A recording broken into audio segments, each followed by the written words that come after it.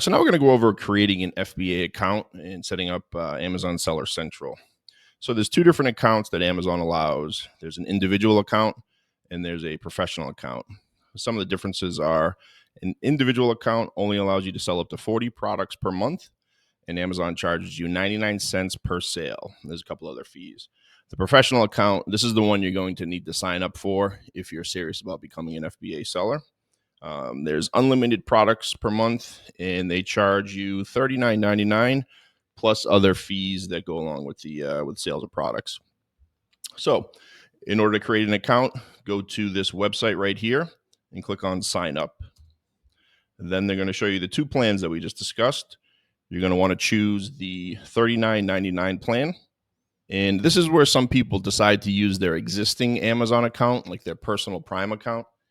I never suggest doing that just so nothing gets mixed up in the process. You'll always have your personal account, with Prime set up where you're purchasing your own household stuff, and then you'll have your business account. This is great as well if, say a couple years down the road and you decide to sell your entire Amazon business. It's not tied to your personal account, completely separate. It's very good for bookkeeping. And also, you're not going to lose any of your Prime benefits or any of your, reoccurring orders and stuff like that. So then they're obviously going to send you a notification just for security, just to approve the email address that you sign up for, and just go through that process. And then you're going to go into the business location. So I'm in the USA. Wherever you are, you just choose the drop down, choose that location, and then it's going to get into the business type. I always suggest each FBA business has a separate LLC, just in case. Again, you might own, say, 3 or 4 different brands, and maybe you just don't want to work with one of your brands anymore. You can take that separate LLC with that brand and sell just that alone. It's better for accounting, it's better for tax purposes, and it's always better when it comes time to sell if you choose to sell. If you want to go in, without an LLC and just go as a sole proprietor, the option here is I'm an individual, and it's going to just ask you some information about yourself. Then it's going to go into the citizenship, some of your proof of identity, driver's license, business address. Just make sure if you have a business address on your LLC, whatever LLC address is listed on your EIN and all of the other information, make sure you can receive mail there. That's very important because I'll show you on the next step what's going to happen. So they're going to go through payment information. Obviously, they want to get paid. So there's 2 steps to this.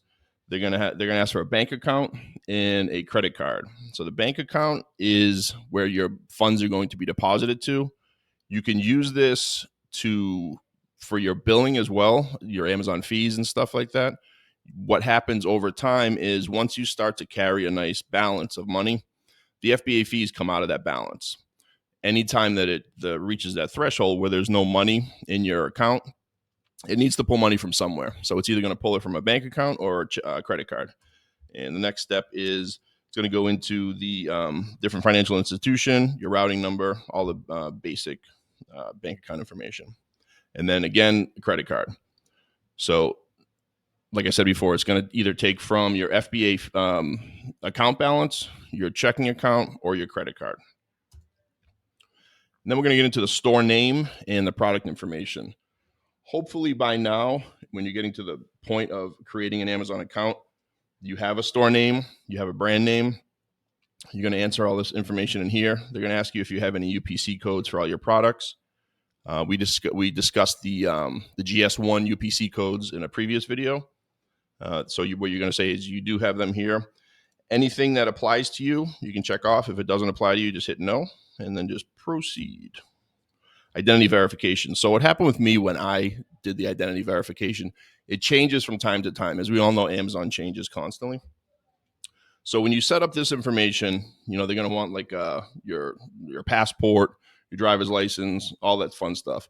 I actually had to have a call with somebody from Amazon to verify all my information. I'm not sure if they're still doing this. They probably are. It might even be a little more strict, but I haven't had to create a new FBA account for quite some time. But this is basically going off of the information that I had to deal with from before. And this is where the waiting period starts. This is kind of a pain. So similar to if you ever had to do like a Google business address verification, they do this as well. And it says it can take up to 7 days. So at this point, you're kind of in limbo. You have limited access to Seller Central until you get this postcard with the authorization code. Sometimes it comes in a few days, depending on where your location is. Sometimes it does take 7 days. So it's kind of a pain, but there's nothing we can do about it. It's just a process. Once you get that verification, you're going to put the code below. You hit next, and then you're verified. So like I said, depending on if they have an actual on-phone interview to verify your information, sometimes they do. I know I had to go through it unless it changed. That's just one other step. So that and the address verification. And then you'll have full functionality of the Seller Central. I always suggest setting up the two-step verification just for increased security. So when I talk about the two-step verification, this is either a text message that gets text to your phone, or what I use, and I think is a little more secure, is the Google Authenticator. So it's a number that changes I think it's every 30 seconds or something like that. So you can set this up on your phone. You tie it into your Amazon account. It's just another added security measure that I highly suggest you do. But then once all this is set up, you can log in directly at sellercentral.amazon.com.